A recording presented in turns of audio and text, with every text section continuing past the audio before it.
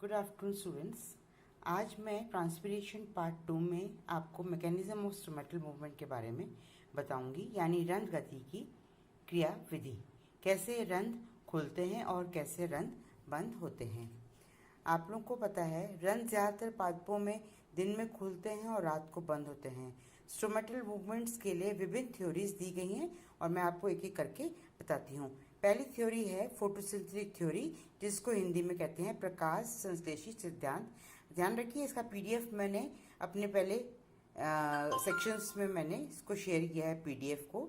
अब आप देखिए, ये थ्योरी है फोटोसिंथेटिक थ्योरी, यानी प्रकाश संश्लेषी सिद्धांत। और ये सिद्धांत जो है वॉन मोहल ने 1856 में दिया था।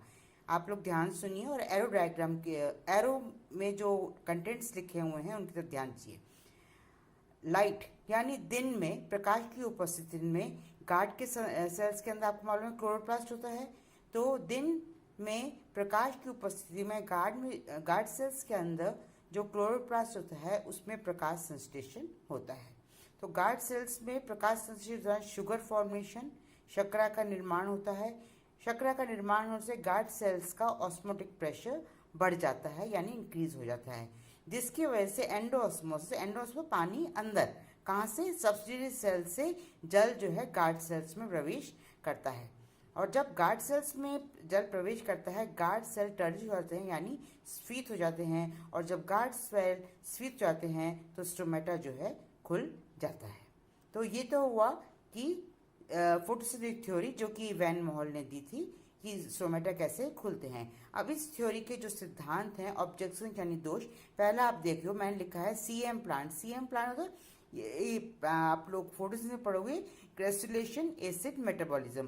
ये प्लांट्स हैं क्रेसुलेशन एसिड मेटाबॉलिज्म प्लांट्स में जो स्टोमेटा हैं रात के समय खुलते हैं और दिन में फोटोसिंथेसिस के टाइम रंध्र बंद होते हैं।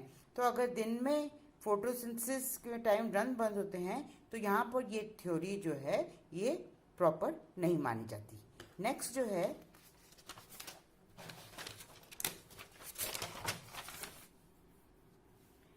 मोनोकॉट्स में गार्ड सेल्स क्लोरोप्लास्ट जो हैं फंक्शनल नहीं होते। तो जनरली मोनोकॉट्स आपको मालूम है कि एक बीजी जो पादप है उनमें गार्ड सेल्स जो हैं उसके क्लोरोप्लास्ट नॉन फंक्शनल होते हैं, तो इसमें फोटोसिंथेसिस नहीं होता। तो ये भी इस थ्योरी का एक दोष है। सेकंड जो है थ्योरी है स्टार्च शुगर इंटरकन्वर्शन, यानी स्टार्च शर्करा अंत परिवर्तन। और ये सायरन दी थी 1926। और इस सिद्धांत के अनुसार आप ध्यान दीजिए, दिन के टाइम में स्टार्च जो है शुगर में उसका परिवर्तन होता है गार्ड सेल्स के अंदर, और तब ध्यान रखिए पीएच हाई होता है। और रात के टाइम पे शुगर का स्टार्च में निर्माण होता है और तब पीएच जो है गार्ड सेल्स का लो होता है। रात के टाइम पे कार्बन डाइऑक्साइड जल के साथ मिलकर H2CO3 कार्बनिक एसिड का निर्माण करती है, जिससे पीएच गार्ड सेल का कम हो जाता है। अब ध्यान दीजिए, इस थ्योरी को वैन हिन तुंग ने जो है कैसे एक्सप्लेन किया था। एरो डायग्राम की तरफ ध्यान दीजिए। स्टार्च और इनऑर्गेनिक फॉस्फेट मिलके ग्लूकोज 1 फॉस्फेट का निर्माण करते हैं और ये नाइट टाइम पे जो है पीएच डे टाइम पे 7.5 होता है। तो डे टाइम पे स्टार्च और इनऑर्गेनिक फॉस्फेट मिलकर ग्लूकोज 1 फॉस्फेट का निर्माण करते हैं। और इस टाइम पे दिन के टाइम पे जब ये क्रिया तब होती है जब दिन के टाइम पे पीएच 7.5 होता है। और ग्लूकोज 1 फॉस्फेट का निर्माण होने की वजह से गार्ड सेल्स का जो है ऑस्मोटिक प्रेशर जो है, कंसंट्रेशन जो है वो बढ़ जाती है, सांद्रता बढ़ जाती है, जिसकी वजह से जो जल है गार्ड सेल्स के अंदर प्रवेश करता है। गार्ड सेल्स स्फीत यानी टर्जिश हो जाते हैं और स्टोमेटा खुल जाते हैं। नेक्स्ट जो है सबसे अच्छी तरह से इसको स्टीवर्ट ने एक्सप्लेन किया है। स्टीवर्ट ने 1964 में इस थ्योरी को बेहतर ढंग से एक्सप्लेन किया है। और स्टीवर्ट के अनुसार आप ध्यान रखिए, ग्लूकोज 1 फॉस्फेट से ग्लूकोज प्लस इनऑर्गेनिक फॉस्फेट में जब ग्लूकोज 1 फॉस्फेट ग्लूकोज और इनऑर्गेनिक फॉस्फेट में परिवर्तित होगा तभी गार्ड सेल्स के ओपी में बदलाव होगा, नहीं तो नहीं। तो गार्ड सेल्स में के ओपी में ऑस्मोटिक प्रेशर में परिवर्तन होने के लिए ग्लूकोज 1 फॉस्फेट का ग्लूकोज और इनऑर्गेनिक फॉस्फेट में टूटना जरूरी है। तो सिवेट मैकेनिज्म आप देखिए, ग्लूकोज और इनऑर्गेनिक फॉस्फेट मिलके म्यूटेज एंजाइम की उपस्थिति में पहले ग्लूकोज 6 फॉस्फेट का निर्माण करते हैं। सेकंड स्टेप में ग्लूकोज 6 फॉस्फेट एंजाइम फॉस्फेटेज की उपस्थिति में ग्लूकोज और इनऑर्गेनिक फॉस्फेट का निर्माण होता है। अब जब ये ग्लूकोज और इनऑर्गेनिक फॉस्फेट का निर्माण हो जाता है तो गार्ड सेल्स की जो कंसंट्रेशन है वो बढ़ जाती है। ठीक है, और गार्ड सेल की जब कंसंट्रेशन बढ़ जाती है तो osmotic entry of water, osmosis के द्वारा गार्ड सेल्स में बाहर एपिडर्मल सेल से जो है गार्ड सेल्स के अंदर जल प्रवेश करता है। गार्ड सेल्स स्वीत यानी टर्जिश होते हैं और स्टोमेटा खुल जाते हैं। इसके बाद इसने एक्सप्लेन किया स्टोमेटा बंद कब होते हैं, जब ग्लूकोज और एटीपी कंबाइन करते हैं हेक्सोकाइनेज एंजाइम की उपस्थिति में ग्लूकोज 1 फॉस्फेट का निर्माण होता है और ग्लूकोज 1 फॉस्फेट से स्टार्च का निर्माण होता है गार्ड सेल्स के अंदर, तब जो है स्टोमेटा क्लोज यानी बंद हो जाते हैं। अब इस थ्योरी का आप जो है ऑब्जेक्शन क्या है, मोनोकॉट्स जैसे ऑनियन है, प्याज है, मोनोकॉट है कि गार्ड सेल्स में स्टार्च नहीं देखा जाता, तो यहाँ पर ये थ्योरी जो है सही नहीं मान जाती। दूसरा, रंध्र खुलते समय जनरली ऐसा देखा गया है कि ऑर्गेन एसिड्स का फॉर्मेशन होता है, न कि ये ग्लूकोज और इनऑर्गेनिक फॉस्फेट का। तो ये भी एक ऑब्जेक्शन इस थ्योरी का।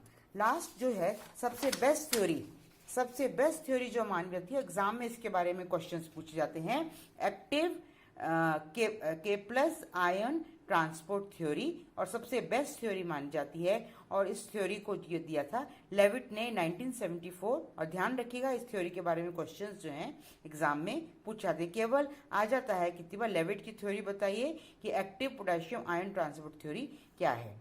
ध्यान रखिए इस थ्योरी का जो बेसिक्स है, रूल है इस थ्योरी का कि जब पोटेशियम आयंस गार्ड सेल में प्रवेश करते हैं तो स्टोमेटा खुलते हैं यानी रंध्र खुलते हैं, और जब पोटेशियम आयंस गार्ड सेल से बाहर जाते हैं तो जो है स्टोमेटा बंद हो जाते हैं। अब थ्योरी कैसे है, गार्ड सेल्स में दिन के टाइम पे कार्बोहाइड्रेट्स का निर्माण होता है। गार्ड सेल में क्योंकि क्लोरोप्लास्ट होते हैं तो प्रकाश संश्लेषण होता है और कार्बोहाइड्रेट्स यानी शर्करा का निर्माण होता है। और ये जो कार्बोहाइड्रेट्स हैं ये ग्लाइकोलिसिस की प्रक्रिया से, और इनका जब pH 7.5 पहुंचता है दिन के टाइम पे, ये कार्बोहाइड्रेट्स PEP यानी फॉस्फोइनॉल पायरुविक एसिड का निर्माण करते हैं गार्ड सेल्स के अंदर। Phosphoenol pyruvic acid carbon dioxide से मिलके पेप कार्बोक्सिलेज एंजाइम के साथ मिलके ऑक्जेलो एसिटिक एसिड का निर्माण होता है। ये प्रक्रिया क्या हो रही है गार्ड सेल्स के अंदर, और ये ऑक्जेलो एसिटिक एसिड NADPH2 के साथ इसका अपचयन होता है और दिन के टाइम पे मैलिक एसिड और NADP जो है गार्ड सेल्स में फॉर्म होता है। ध्यान रखिए कि मैलिक एसिड का निर्माण हो गया। अब गार्ड सेल के अंदर ये मैलिक एसिड है, इसका जो है डिसोसिएशन होता है, मतलब टूटता है किसमें, H+ आयंस और मैलेट आयंस के अंदर। अब K+ आयंस और मैलेट आयंस गार्ड सेल के अंदर मिलके पोटेशियम मैलेट का निर्माण करते हैं। ध्यान रखिए गार्ड सेल्स के अंदर पोटेशियम मैलेट का निर्माण होता है, जिसकी वजह से गार्ड सेल्स का ऑस्मोटिक प्रेशर बढ़ जाता है, क्योंकि ये जो पोटेशियम मैलेट है ये परासरणीय सक्रिय पदार्थ है।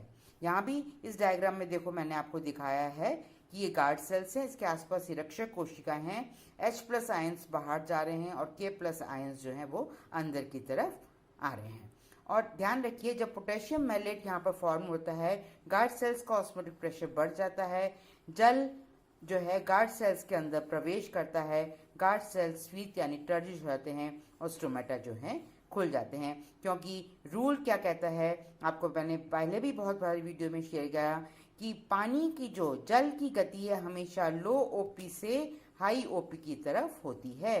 तो यहाँ गार्ड सेल्स का OP बढ़ गया है, बाहर का कम है, तो लो OP से जल की मूवमेंट जो है अंदर गार्ड सेल्स की तरफ यानी ज़्यादा OP की तरफ होगी। नेक्स्ट जो है अब है स्टोमेटा कैसे खुलते हैं, इस थ्योरी बंद कैसे होते हैं रात में अंधकार में। तो ध्यान रखिए रात के समय स्टेप बाय स्टेप पढ़ेंगे। रात के समय जो कार्बन डाइऑक्साइड की कंसंट्रेशन है वो बढ़ जाती है। और जब कार्बन डाइऑक्साइड कंसंट्रेशन बढ़ती है तो रात के टाइम में देखा गया है कि ABA यानी एब्सिसिक एसिड का निर्माण होता है, ATP का निर्माण नहीं होता। और K+ आयंस गार्ड सेल से बाहर आ जाते हैं। तुरंत बंद होने का टाइम है तो K+ आयंस गार्ड सेल से बाहर आते हैं और H+ आयंस गार्ड सेल के अंदर जाते हैं और द्वार कोशिकाओं का pH जो है वो घट जाता है। अब नेक्स्ट स्टेप देखिए, इसको यहाँ पे क्लोज करके अब नेक्स्ट देखिए कि गार्ड सेल्स के अंदर हमने देखा है पोटेशियम मैलेट फॉर्म हुआ है तो स्टोमेटा ओपन होता है। तो रात के टाइम पे ये पोटेशियम मैलेट K+ और मैलेट आयंस में टूटता है, किसके अंदर, गार्ड सेल्स के अंदर। तो जब ये टूटता है तो बाहर जो है, बाहर मैलेट आयंस और H+ आयंस जो है बाहर, अंदर H+ आयंस आ गए हैं तो मैलेट और H+ आयंस जो अंदर, K+ बाहर जाएंगे, H+ अंदर आएंगे। अंदर गार्ड सेल्स में H+ और मैलेट आयंस मिलके मैलिक एसिड का निर्माण करते हैं। और कहाँ हो रही है प्रक्रिया, गार्ड सेल्स में। और गार्ड सेल्स में जब ये मैलिक एसिड का निर्माण होता है, मैलिक एसिड परिवर्तित होता है स्टार्च में।